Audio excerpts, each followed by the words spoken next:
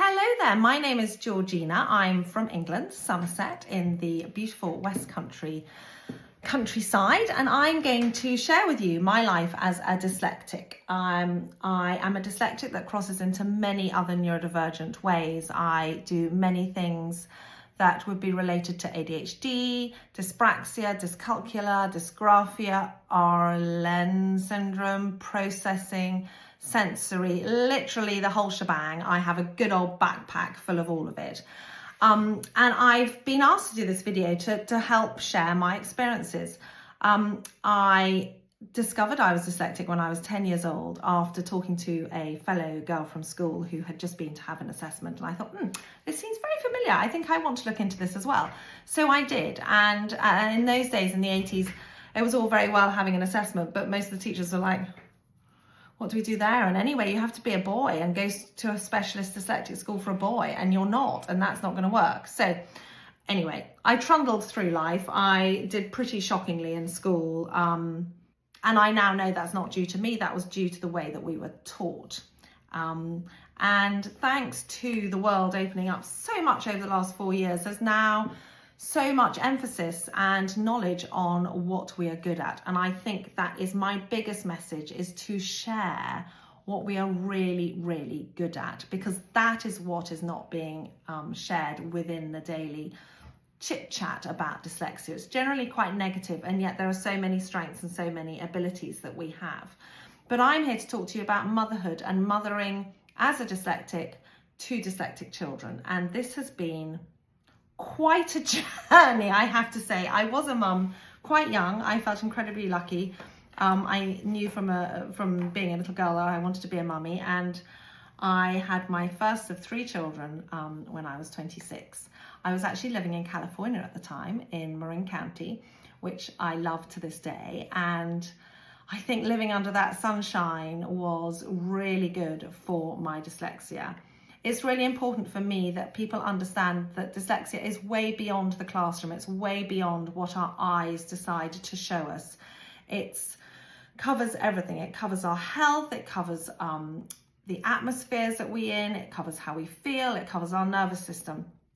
It literally goes all over the place. And so for me as a parent, I was unaware how I was preparing life for my soon-to-be born daughter, and I found myself going back to things that I felt were important. I was not going to read books. The internet hadn't really got going, and so I just spoke to myself, and I thought, okay, I like soft fabrics. I don't want to have my baby with their newborn skin on scratchy fabrics. So I spent a lot of time touching materials of clothes, of bedding, of blankets, just to see if it was going to be soft enough and if I would find it comfortable, because if I found it comfortable, the likelihood was that my children would too.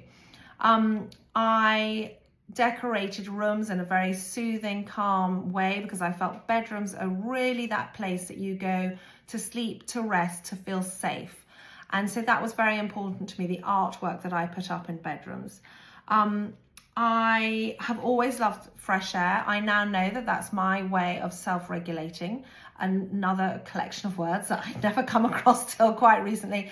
And I think being outside is really, really important, along with pets. Now, galloping forward, children going to school, absolute nightmare for me. Early years, brilliant. We could do all the things that I loved. I would get them to muck around in the mud. We would build things. We would make things. We'd touch things, we'd look at things. So we were really using those sensories on full mode. But when they went to school, my world fell apart. I struggled to organise all their timetables. I struggled to know which day they needed clean kit. I never saw emails. I missed sports days. I did not enjoy coffee mornings because I always felt I wasn't doing as well as I should do. I felt like the parent that could never keep up, could never do a good enough job. I loathed talking to teachers because that was my fear. And then I realized I needed to talk to teachers to explain to them what it's like to be a dyslexic and to help them to understand my children, who are more than likely going to be dyslexic. I did have people tell me that dyslexia didn't exist. I would remove myself from those people in education and go and seek other ones that were prepared to listen. But from a parent's point of view, for me, the most important part is to look after the dyslexic being outside of the school system. The teachers, you can inform and help them look after your child while they're there. But when you're at home, just let them slow down. You know, we work so much harder than anybody else in any given lesson.